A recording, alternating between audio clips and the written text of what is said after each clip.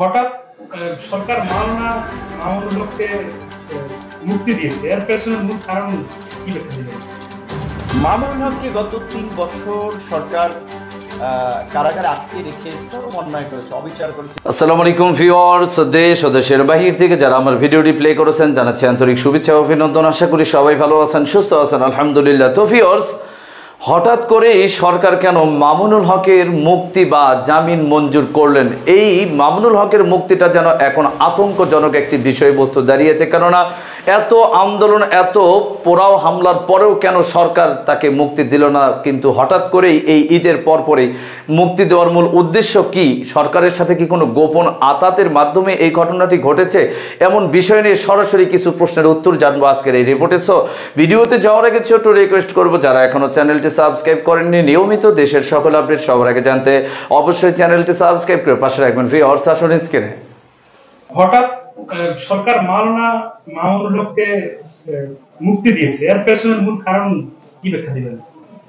মামুনুল হককে গত ৩ বছর সরকার কারাগারে আটকে রেখে চরম অন্যায় করেছে, অবিচার করেছে, তার উপরে জুলুম করেছে এবং তাকে যেভাবে লাঞ্ছিত করেছে একজন নারীকে দিয়ে বা একটা ঘটনা সাজিয়ে, এটা বাংলাদেশের ইতিহাসে একটা জঘন্য ঘটনা হিসেবেই থাকবে। তার মতো একজন সম্মানিত আলেম, এবং দেখেছেন যে সরকার যাকে আপনার কি ধর্ষণকারী হিসেবে প্রচার করতে চেয়েছে, তারপরে বিভিন্নভাবে প্রোপাগান্ডা ছড়িয়েছে, সেই লোকটার মুক্তির পরে লক্ষ লক্ষ মানুষ তাকে বরণ করার জন্য রাস্তায় নেমে এসেছে।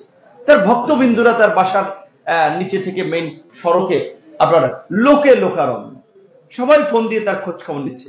একটা লোক খারাপ হলে তো এইভাবে তো তার জনপ্রিয়তা বা জনসমর্থন তৈরি হতো না, দেশের বাইরে দেশের মধ্যে। তো এই যে সরকার চেষ্টা করেছে তাকে ভিলেন বানাতে, সে আগেও হিরো ছিল, এখন আরো শক্তিশালী হিরো তৈরি হয়েছে।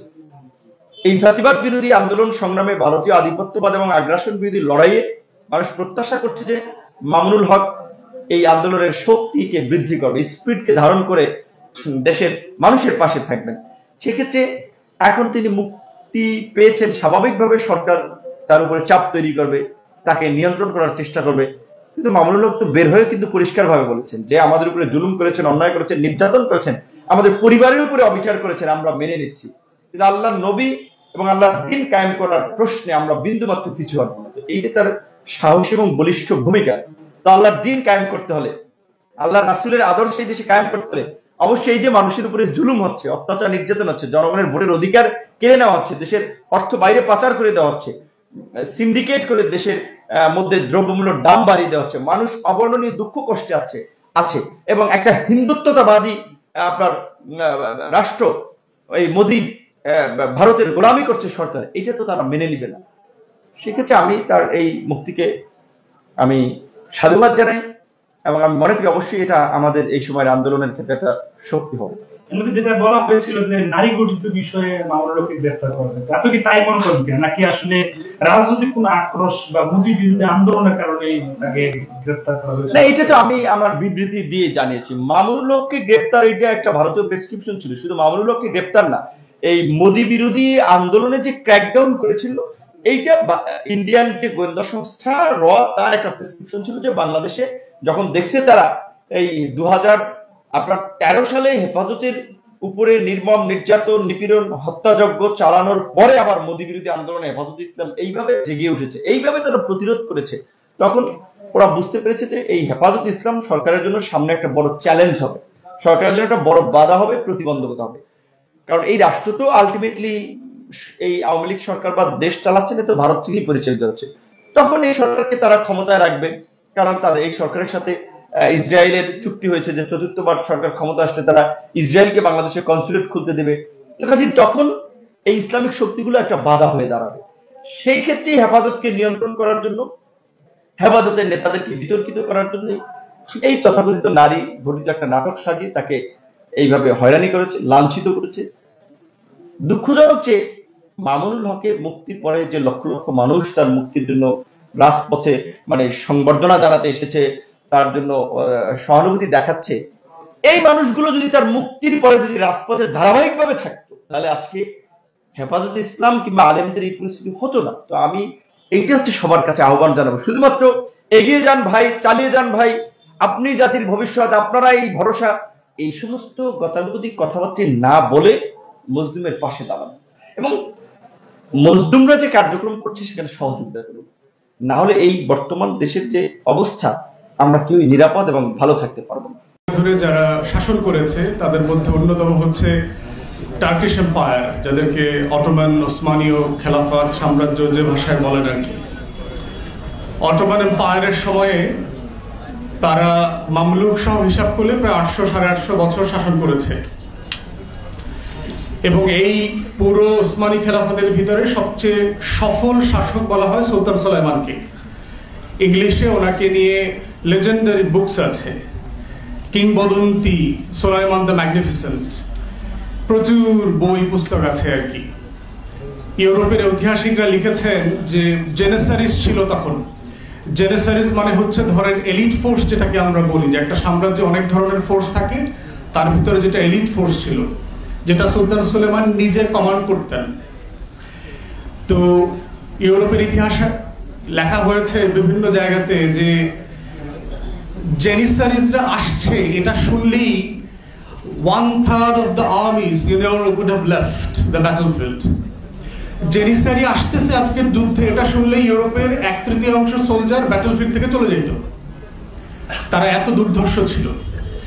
তো সেই সময়ে আপনার সুলাইমানিয়া মসজিদ যেটা আছে, সুলতান সুলেমানের সবচেয়ে গ্র্যান্ড মস্ক যেটা বলেন, জাতীয় মসজিদ, সেই মসজিদে একজন ইমাম নিয়োগ হবেন। তো ইমাম নিয়োগের জন্য এটা 1559-60 সালের কথা, একটা বিজ্ঞাপন দেওয়া হয়েছে।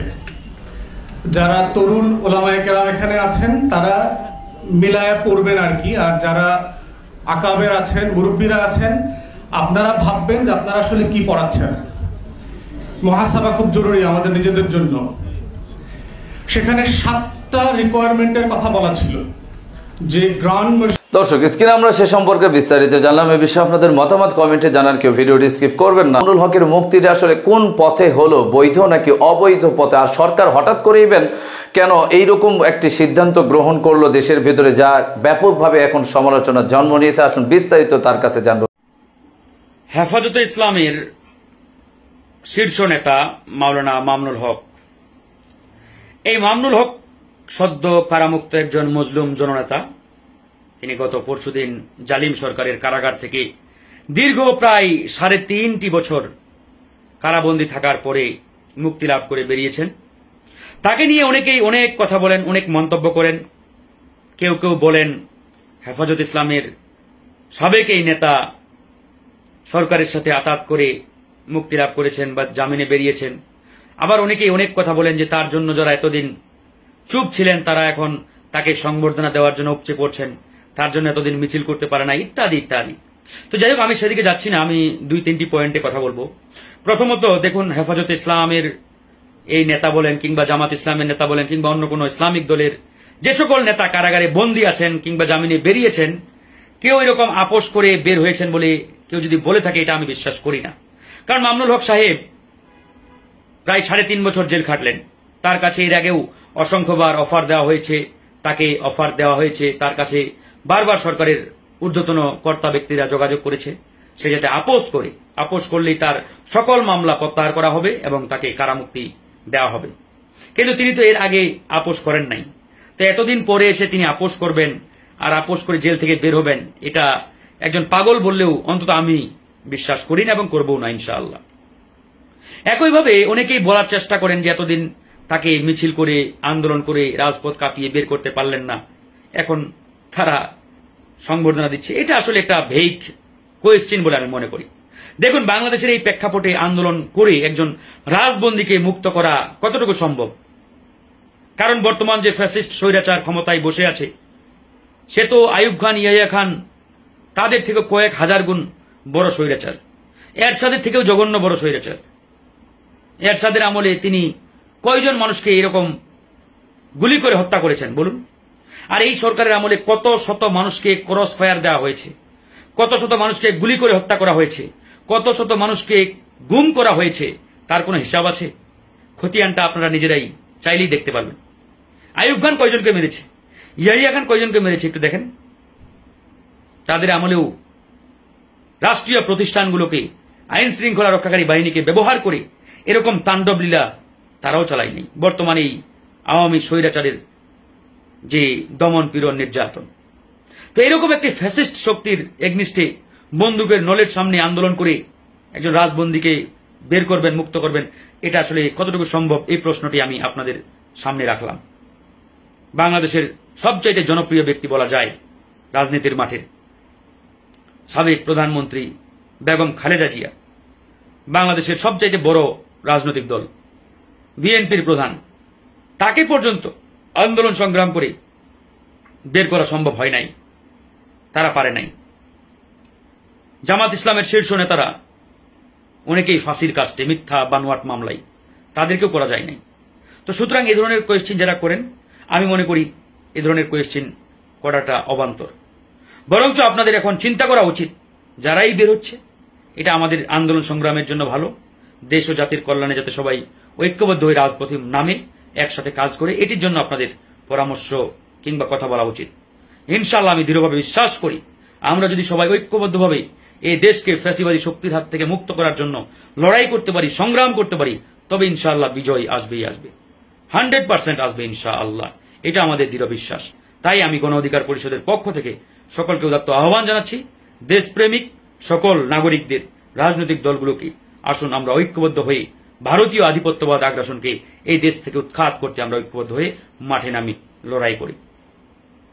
থেকে সে সম্পর্কে বিস্তারিত জানলাম। এ বিষয়ে আপনাদের মতামত কমেন্টে জানান। সো আজকের ভিডিও এই পর্যন্তই। ভালো লাগলে লাইক এন্ড কমেন্ট করবেন এবং দেশের সকল আপডেট সবার আগে জানতে অবশ্যই চ্যানেলটি সাবস্ক্রাইব করে পাশে রাখবেন। দেখা হবে পরবর্তী ভিডিওতে ইনশাআল্লাহ। আসসালামু আলাইকুম ওয়া রাহমাতুল্লাহ।